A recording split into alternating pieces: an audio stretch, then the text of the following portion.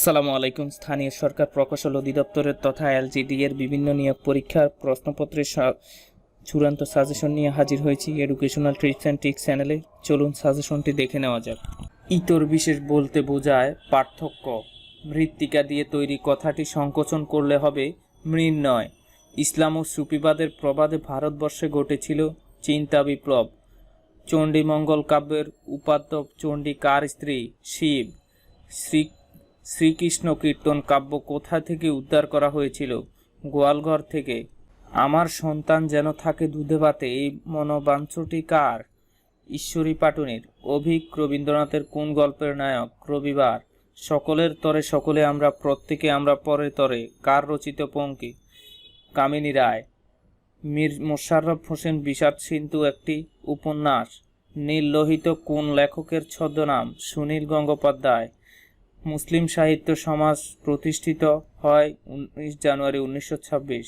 কত সালে দুর্গেশ নন্দিনী উপন্যাস প্রথম প্রকাশিত হয়? 1865। আমার দেখা নয়াচিন কে লিখেছেন? শেখ মুজিবুর রহমান। আসমান কোন ভাষা থেকে আগত শব্দ? পার্সি। জিজিবিষা শব্দটির অর্থ কি? বেঁচে থাকার ইচ্ছা।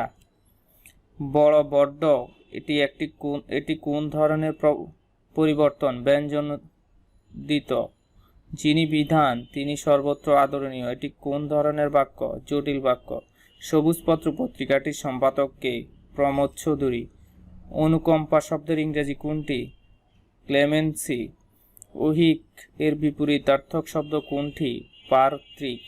ডিঙ্গি টেনে বের করতে হবে কোন ধরনের বাচ্যের উদাহরণ? ভাববাচ্য। প্রচুর যোগ প্রাচুর্য কোন প্রত্যয়? তদ্ধিত প্রত্যয়। পরাণের গহীন ভিতর কাব্যের কবি কে? সৈয়দ শামসুল হক। কাব্যের ক্রিয়ার সাথে অনন্য পদের যে সম্পর্ক তাকে কি বলে? কারক। দীনবন্ধু মিত্রের নীল দর্পণ নাটকটি ইংরেজিতে অনুবাদ করেন কে? মাইকেল মধুসূদন দত্ত।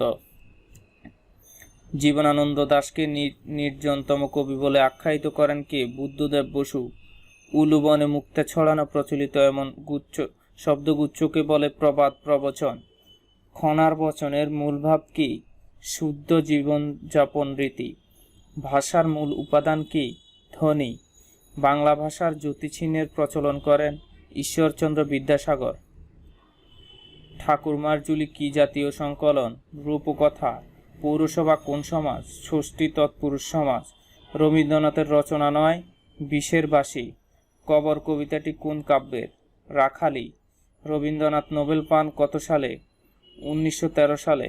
আজকের হাদিস। রাসূলুল্লাহ সাল্লাল্লাহু আলাইহি সাল্লাম ইরশাদ করেন, যে ব্যক্তি স্বয়ং জেহাদে অংশগ্রহণ করেন এবং তার মালও ব্যয় করেন, সে ব্যক্তি প্রত্যেক টাকার বিনিময়ে 7 লাখ টাকার সওয়াব পাবে।